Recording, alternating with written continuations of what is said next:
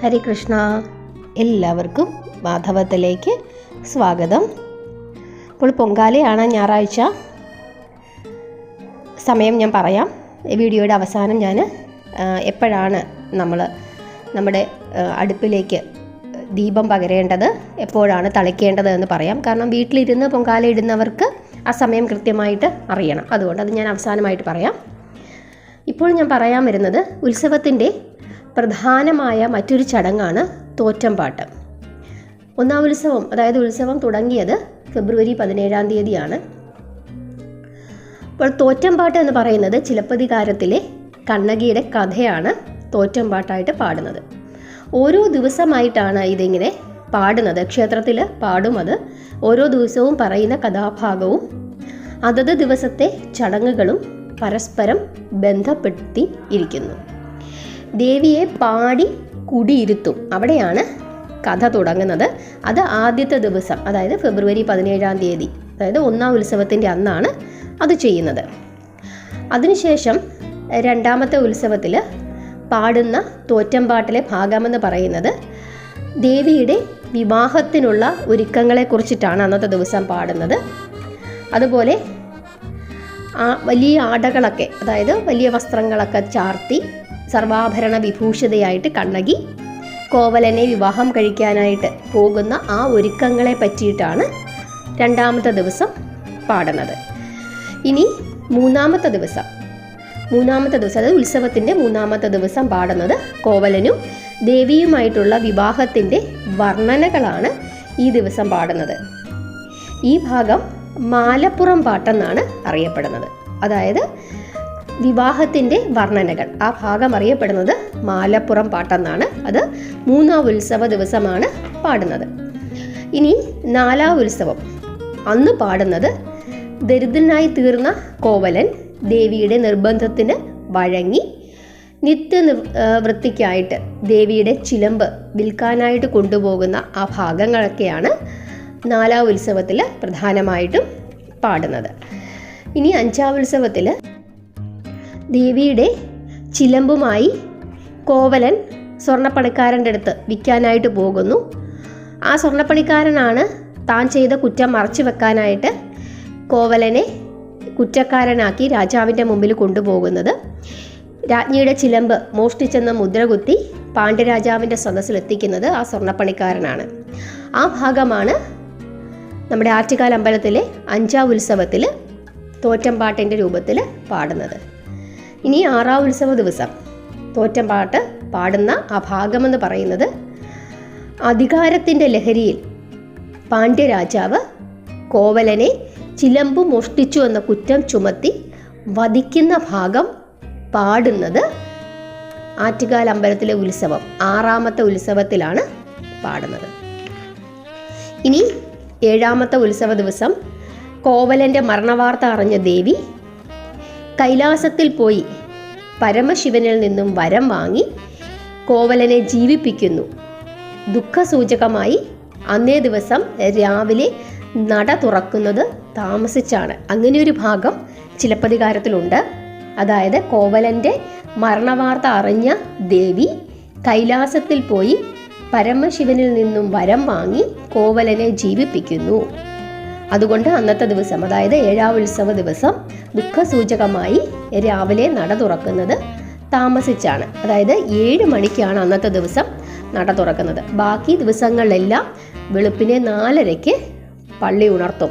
പക്ഷേ ഏഴാം ഉത്സവത്തിൻ്റെ അന്ന് പള്ളി ഉണർത്തുന്നത് രാവിലെ 7 മണിക്കാണ്. അത് ഈ ഒരു മരണവാർത്ത അതുകൊണ്ടാണ് അങ്ങനെ ചെയ്യുന്നത്. ഇനി എട്ടാം ഉത്സവ ദിവസം കോപാകുലയായ ദേവി തൻ്റെ ഭർത്താവിനെ ചതിച്ച സ്വർണ്ണപ്പണിക്കാരനെ വധിക്കുന്നു. ആ ഭാഗമാണ് എട്ടാം ഉത്സവ ദിവസം പാടുന്നത്. ഇനി ഒൻപതാം ഉത്സവ ദിവസം നമ്മുടെ പൊങ്കാല ദിവസമാണ്. അന്നാണ് നമ്മൾ പൊങ്കാല ഇടുന്നത്. അന്നത്തെ ദിവസം രൗദ്രഭാവം പൂണ്ട ദേവി പാണ്ഡ്യരാജാവിനെയും വധിക്കുന്നു. ദേവിയുടെ വിജയം ഭക്തജനങ്ങൾ പൊങ്കാലയിട്ട് ആഘോഷിക്കുന്നു. ഇതാണ് നമ്മൾ 9-ാം ഉത്സവ ദിവസം പൊങ്കാലയിടുന്നത്. അതായത് അന്നത്തെ ദിവസം പാടുന്നത്, ക്ഷേത്രത്തിൽ തോറ്റമ്പാട്ടിൻ്റെ രൂപത്തിൽ പാടുന്ന ആ ഭാഗമെന്ന് പറയുന്നത്, രൗദ്രഭാവം പൂണ്ട ദേവി പാണ്ഡ്യരാജാവിനെ വധിക്കുന്നു, ദേവിയുടെ വിജയം ഭക്തജനങ്ങൾ പൊങ്കാലയിട്ട് ആഘോഷിക്കുന്നു. അതുകൊണ്ടാണ് നമ്മൾ അന്നത്തെ ദിവസം എന്ത് ചെയ്യുന്നത്? പൊങ്കാല ഇടുന്നത്. അപ്പോൾ ഇതാണ് നമ്മുടെ ആ ക്ഷേത്ര വിശേഷങ്ങൾ. ഇനി പത്താവുത്സവമുണ്ട്. പത്താവുത്സവത്തിൽ ദേവിയെ അകത്തേക്ക് എഴുന്നള്ളിച്ച് ഇരുത്തി, അതായത് നമ്മൾ കാപ്പ് കെട്ടി പുറത്തിരുത്തിയല്ലോ ദേവിയെ, അത് അകത്തേക്ക്, ആ ശക്തി സ്വരൂപത്തെ അകത്തേക്ക് കൊണ്ടുപോകുന്നു. പിന്നെ ക്ഷേത്ര പൂജകളും കാര്യങ്ങളുമൊക്കെ. അങ്ങനെ രാത്രിയിൽ കുരുതി തർപ്പണമുണ്ട്. രാത്രി 12:30 പത്താവുത്സവ ദിവസം. രാത്രി 12:30 കുരുതി തർപ്പണമുണ്ട്. ഇതൊക്കെയാണ് ക്ഷേത്ര വിശേഷങ്ങളെന്ന് പറയുന്നത്. ഇനി രാവിലെ 10:30 പൊങ്കാലയ്ക്ക് നമ്മൾ ഭണ്ഡാര അടുപ്പിൽ തീ പകരുന്നത്. അടുപ്പ് വെട്ടെന്നാണ് അതിന് പറയുന്നത് പൊങ്കാല. 10:30. അപ്പോൾ വീട്ടിലിരുന്ന് പൊങ്കാല ഇടുന്ന ആളുകളെല്ലാം 10:30 ആകുമ്പോഴേക്കും നമ്മുടെ പൊങ്കാല അടുപ്പിലേക്ക് ദീപം പകരണം. അതിനുശേഷം നമ്മൾ പൊങ്കാലകളൊക്കെ ഇടുക. ഇനി നമ്മൾ ഈ പൊങ്കാല നിവേദിക്കേണ്ടത്, അതായത് നമ്മൾ തീർത്ഥം തളിച്ച് ദേവിക്ക് നിവേദിക്കേണ്ട സമയമെന്ന് പറയുന്നത് ഉച്ചയ്ക്ക് 2:30.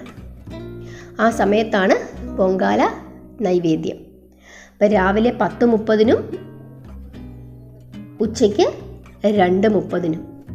അത് പ്രത്യേകം ഓർക്കുക, വീട്ടിലിരുന്ന് പൊങ്കാലയിടുന്ന ആളുകൾ. അപ്പോൾ തോറ്റമ്പാട്ടിൻ്റെ വിശേഷങ്ങളൊക്കെ നിങ്ങൾക്ക് മനസ്സിലായെന്ന് വിചാരിക്കുന്നു. ഇതാണ് പൊങ്കാല വിശേഷം. എല്ലാവരും പൊങ്കാലയിടുക, ദേവിയെ പ്രാർത്ഥിക്കുക. ഭക്തവത്സലയാണ് ദേവി, പ്രാർത്ഥിച്ചാൽ വിളി കേൾക്കും. വന്ന് ഇടാൻ സാധിക്കാത്തവരൊക്കെ വീട്ടിലിരുന്ന് പൊങ്കാലയിടണം. ഇനി ഗണപതി ഒരുക്ക് വെക്കണം പൊങ്കാലയിടുമ്പം.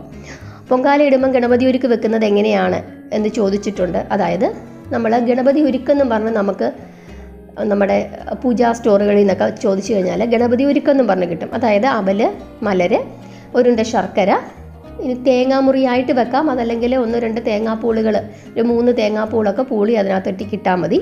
പഴം, കൽക്കണ്ടം, മുന്തിരിങ്ങ, ഇങ്ങനെ കുറച്ച് സാധനങ്ങളെല്ലാമായിട്ട് ഗണപതി ഒരുക്കെന്ന് പറഞ്ഞ് കിട്ടും. ഇതെല്ലാം കൂടെ നമ്മളൊരു തൂഷനിലയിൽ വെച്ച് ഗണപതിയെ സങ്കല്പിച്ച് ഗണപതിക്കാണ് എന്ന് കരുതി വെക്കുക. അല്ലെങ്കിൽ ഒരു തേങ്ങയായിട്ട് വെക്കാം, അല്ലെങ്കിൽ തേങ്ങാമുറികളായിട്ട് വെക്കാം. അങ്ങനെയാണ് ചെയ്യേണ്ടത്. അത് നമ്മൾ വിളക്ക് കത്തിച്ച് പൊങ്കാല ഇടുന്നതിന് മുമ്പ് നമ്മുടെ പൊങ്കാല അടുപ്പിൻ്റെ ആ ഭാഗത്ത്, സൈഡ് ഭാഗത്തായിട്ട്, കിഴക്ക് വശത്തായിട്ട് വെക്കണം. വീട്ടിലിരുന്ന് പൊങ്കാല ഇടുന്നവർ കിഴക്കോട്ട് നോക്കി പൊങ്കാല ഇടുന്നതാണ് ഉത്തമം. ഇപ്പോൾ റോഡിലൊക്കെ ഇരുന്ന് പൊങ്കാല ഇടുമ്പം അതാത് വശങ്ങളിലേക്കൊക്കെ നമ്മളെല്ലാം ദേവിയെ വിശ്വസിച്ച് നമ്മൾ ചെയ്യുന്നു. പക്ഷെ വീട്ടിലിരുന്ന് ചെയ്യുന്നവർ കിഴക്കോട്ട് നോക്കി പൊങ്കാല ഇടുന്നതാണ് നല്ലത്. അതാണ് ചെയ്യേണ്ടത്. ഇങ്ങനെയാണ് ഗണപതി ഒരുക്ക് വെക്കേണ്ടത്. ഗണപതി ഒരുക്ക് റോഡിലൊക്കെ ഇരുന്ന് പൊങ്കാല ഇടുന്നവർ റോഡിലിട്ടിട്ട് പോകരുത്, ദയവ് ചെയ്ത്. അത് നിങ്ങൾ കൊണ്ടുപോകണം. പഴമൊക്കെ നമുക്ക് കഴിക്കാം. അപ്പോൾ ഗണപതി ഒരുക്കിനകത്ത് വെച്ചിരിക്കുന്ന പഴങ്ങളൊക്കെ നമുക്ക് കഴിക്കാം. ബാക്കിയൊക്കെ നമുക്ക് പൊടിയും ചാരവും ഒക്കെ വീണിട്ടുണ്ടെങ്കിൽ കഴിക്കണമെന്ന് നിർബന്ധമൊന്നുമില്ല. ഞാൻ പറഞ്ഞതുപോലെ മീനുകൾക്കോ പശുക്കൾക്കോ ഒക്കെ നമുക്ക് കൊടുക്കാം. ഒരു കാരണവശാലും നമ്മളത് റോഡിലിട്ട് ആളുകളെ കൊണ്ട് ചവിട്ടിപ്പിക്കാനായിട്ട് നിങ്ങൾ ശ്രമിക്കരുത്. നമ്മുടെ ഈ വീഡിയോ കേൾക്കുന്ന ആരും അങ്ങനെ ഇട്ടിട്ട് പോകരുത്. കാരണം ഈ തിരുവനന്തപുരത്ത് നഗരത്ത് ഞാൻ പലയിടത്തും കണ്ടിട്ടുണ്ട്, ഗണപതി ഒരുക്ക് എടുത്തോണ്ട് പോവില്ല, അത് അവിടെ കിടക്കും. നമ്മളാരും അത് ചെയ്യരുത്. ചെയ്യുന്നവർ ചെയ്തോട്ടെ, നമ്മളാരും അത് ചെയ്യരുത്. ഇനി നമുക്ക് പറയാം, മറ്റുള്ളവരോട് പറയാം, നിങ്ങളത് കൊണ്ടുപോകുമെന്ന് പറയാം. കൊണ്ടുപോയില്ലെങ്കിൽ അത് അവരുടെ ഇഷ്ടം. നമ്മളായിട്ട് ചെയ്യാൻ പാടില്ല. പരമാവധി സമയം പ്രാർത്ഥിക്കണം. നമ്മൾ പൊങ്കാല ഇട്ടുകൊണ്ടിരിക്കുന്ന സമയത്തും അരി അടുപ്പയിലേക്ക് ഇടുന്ന സമയത്തും അരി കഴുകുന്ന സമയത്തും ഒക്കെ പ്രാർത്ഥിക്കുക. അമ്മേ നാരായണ പ്രാർത്ഥിച്ചുകൊണ്ട് ചെയ്യുക. സർവമംഗളമംഗല്യേ ശിവേ സർവാർത്ഥ സാധികേ എന്നുള്ള നാമമൊക്കെ ചെല്ലുക. അരി തിളച്ച് തൂകുമ്പോൾ ആ സമയത്ത് ദേവിയെ വിളിച്ച് പ്രാർത്ഥിക്കുക. ഇതൊക്കെയാണ് ചെയ്യേണ്ടത്. പൊങ്കാല നൈവേദ്യം, പൊങ്കാല ഇട്ടതിന് ശേഷം നമുക്ക് ആഹാരമൊക്കെ കഴിക്കാം. അതിനുശേഷം പിന്നീടാണ് നമുക്ക് പൊങ്കാല 2:30 തളിച്ച് എടുക്കുന്നത്. പുറത്ത് പൊങ്കാല ഇടുമ്പോൾ ആ സമയത്ത് തന്നെ അവർ ചെയ്തോളും. നമ്മൾ വീട്ടിലിരുന്ന് ചെയ്യുമ്പോൾ നമുക്ക് സമയം അറിയണമല്ലോ, അതുകൊണ്ടാണ് പറയുന്നത്. അപ്പം ഇതൊക്കെയാണ് നമ്മൾ ഓർക്കേണ്ടത്. പ്രാർത്ഥിക്കുക. വീട്ടിലിരുന്ന് പൊങ്കാല ഇടുന്നവരൊക്കെ ദേവിയെ വിളിച്ച് പ്രാർത്ഥിച്ചാൽ തീർച്ചയായിട്ടും ദേവിയുടെ മണ്ണിൽ പൊങ്കാല ഇടാനുള്ള അവസരങ്ങൾ നിങ്ങൾക്ക് തരും. എൻ്റെ അനുഭവം കൊണ്ടാണ് ഞാൻ പറയുന്നത്. ഒരിക്കലും ഈ നഗരത്തിലേക്ക് വരാൻ പറ്റില്ല എന്ന് ഒരു സാഹചര്യവും എനിക്കില്ലായിരുന്നു. അങ്ങനെ വിദൂരത്തിൽ പോലും അങ്ങനെ ഒരു സാഹചര്യം ഇല്ലാതിരുന്ന ഒരാളാണ് ഞാൻ. ഇന്ന് ഈ നഗരത്തിൻ്റെ ഭാഗമായി മാറി ഇവിടെ ജോലി ചെയ്യുന്നു. എൻ്റെ കുടുംബാംഗങ്ങളെല്ലാം ഇവിടെയാണ്.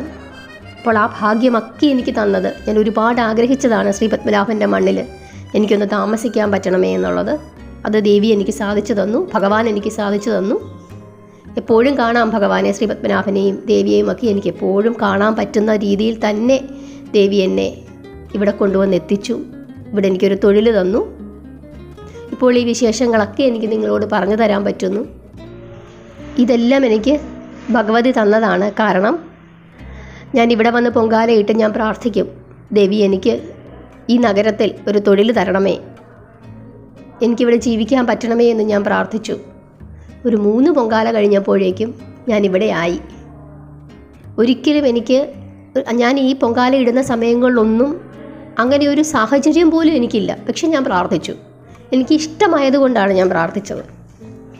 പക്ഷെ ആ പ്രാർത്ഥന ദേവി എനിക്ക് സാധിച്ചു തന്നു. എങ്ങനെയാണ് ഞാൻ ഈ നഗരത്തിലേക്ക് എത്തിയതെന്ന് ചോദിച്ചു കഴിഞ്ഞാൽ എനിക്കറിയില്ല. അതൊരു അത്ഭുതമായിരുന്നു. അതിനുള്ള സാഹചര്യങ്ങൾ എനിക്ക് എൻ്റെ മുമ്പിലേക്ക് ദേവി കൊണ്ടുവന്നിട്ട് തരികയായിരുന്നു. ആ സാഹചര്യത്തിലൂടെ ഞാനിവിടം വരെ എത്തി. ഇപ്പോൾ ഞാൻ ഈ നഗരത്തിൻ്റെ ഭാഗമാണ്. എനിക്ക് വലിയ ഇഷ്ടമാണ്. എനിക്കൊരുപാട് ഇഷ്ടപ്പെട്ട ഒരു നഗരമാണ് തിരുവനന്തപുരം എന്ന് പറയുന്നത്. പത്മനാഭൻ്റെ മണ്ണാണ്. അതുകൊണ്ട് എല്ലാവരും പ്രാർത്ഥിക്കുക. നമ്മുടെ ഓരോരുത്തരുടെയും പ്രാർത്ഥനകൾ ദേവി കേൾക്കും, ഉറപ്പാണ്. ഹരേ കൃഷ്ണ.